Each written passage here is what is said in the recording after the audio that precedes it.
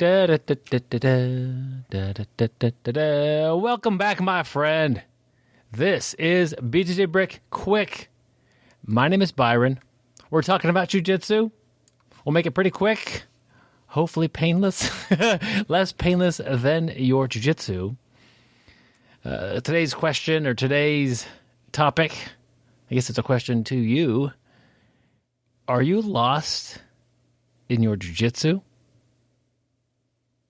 Looking back at myself, looking back at my time on the mats,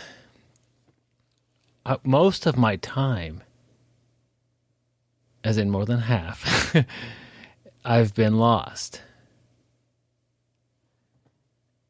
And if I want to think about it, like, where did I get most of my growth in Jiu-Jitsu?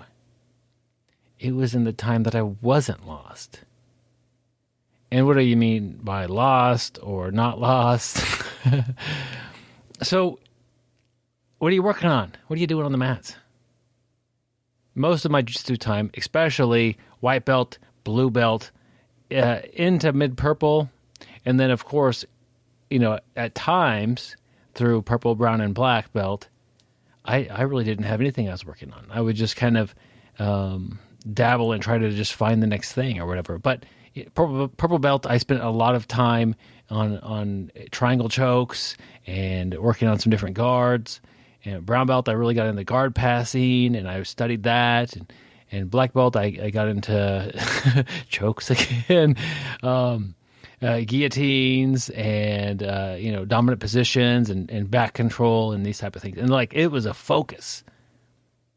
I had direction every time I got on the mat. I wanted to do certain things. I guess there's a difference between being lost and having a direction to which I'm headed. But that's it. Did you have a roadmap to success? The times that I had that, I grew much better. It's like put the little plant in the window and watch it grow compared to putting it in the basement. Not a great analogy. But what are you working on the mats? And that's a common question I'll ask people that I'm grappling with, the lower belt levels. I'll say, what you working on today? And, just like me at that time, usually it's, I'm just trying to do my thing, trying not to get killed out here, trying to survive. Occasionally I'll hear something like working on a sweep from butterfly or De La Hiva or something like that. Oh, cool. As somebody who likes to watch people get better at jiu-jitsu, let's do that. If you tell me you're working on your De La Hiva card, let's go to De La Hiva card and let's work. I like to pass De La Hiva cards. I like to be challenged. So let's do some of those reps. If I didn't know any better, I could have pulled card. I could have passed your card and you not really had any time in De La Hiva. I want to give you some time in that. I want to see what you're doing. Maybe I'll learn something from you. So what are you working on? Having a goal, or having a direction, or a thing you're working towards getting better at will change your pace of development significantly. A lot of us just rely on our coaches to find this for us. And you might come into class, and this week it's going to be sweeps, or this month we're going to do takedowns, or the instructor has a roadmap for themselves. That's awesome. You're ahead of the game. As far as having to worry about that, they put that on you. Do you follow that? Is that interesting to you? If you're doing, throws or, I don't know, neck cranks from some position that you're it's not your thing. It's not how you want to grapple. It's going to be a little harder for you to learn if you're not motivated and driven in that category. I always recommend set your own map, find that course, and and when you go to class, it's not going to be taught to you specifically.